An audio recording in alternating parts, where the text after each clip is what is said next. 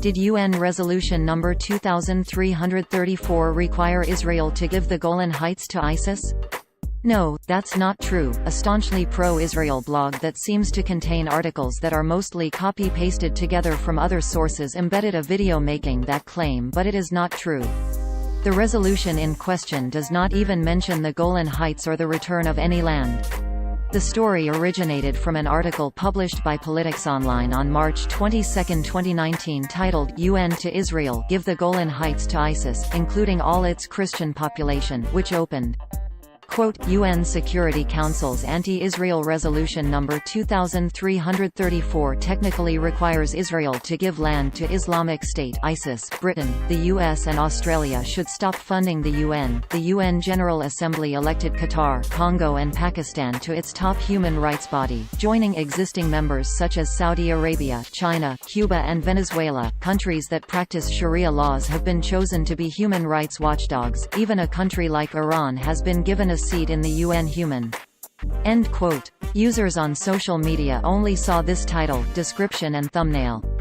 Quote, UN to Israel, give the Golan Heights to ISIS, including all its Christian population. UN Security Council's anti-Israel resolution No. 2334 technically requires Israel to give land to Islamic State (ISIS). Britain, the US. End quote. The whole article reads like it has been copy-pasted together from various anti-UN and anti-Muslim talking points, with some sentences even appearing to be incomplete. Even a country like Iran has been given a seat in the UN Human. The actual text of UN Resolution 2334, which can be found here, does not even contain the words Golan, Syria, or ISIS. It deals mainly with settlement activity in Palestinian territories and does not speak of returning land to anyone. Here is the relevant section.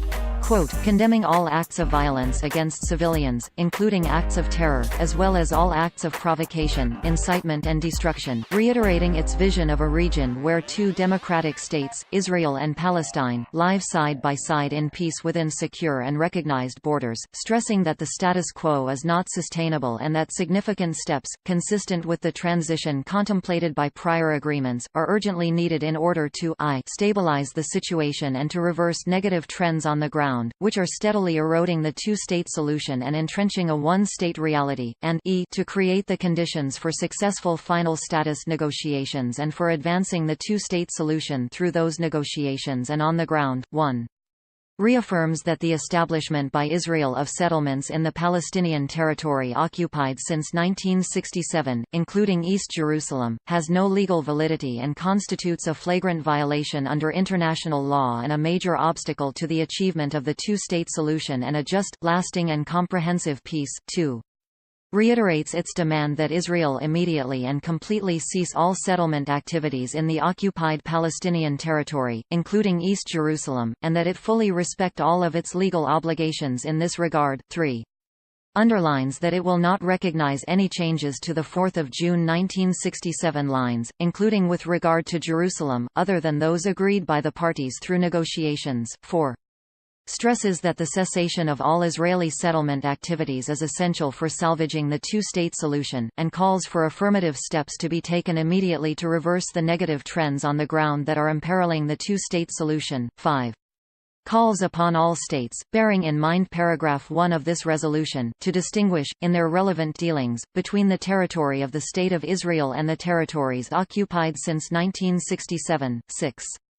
Calls for immediate steps to prevent all acts of violence against civilians, including acts of terror, as well as all acts of provocation and destruction, calls for accountability in this regard, and calls for compliance with obligations under international law for the strengthening of ongoing efforts to combat terrorism, including through existing security coordination, and to clearly condemn all acts of terrorism. 7. Calls upon both parties to act on the basis of international law, including international humanitarian law, and their previous agreements and obligations, to observe calm and restraint, and to refrain from provocative actions, incitement and inflammatory rhetoric, with the aim, inter alia, of de-escalating the situation on the ground, rebuilding trust and confidence, demonstrating through policies and actions a genuine commitment to the two-state solution, and creating the conditions necessary for promoting peace. 8.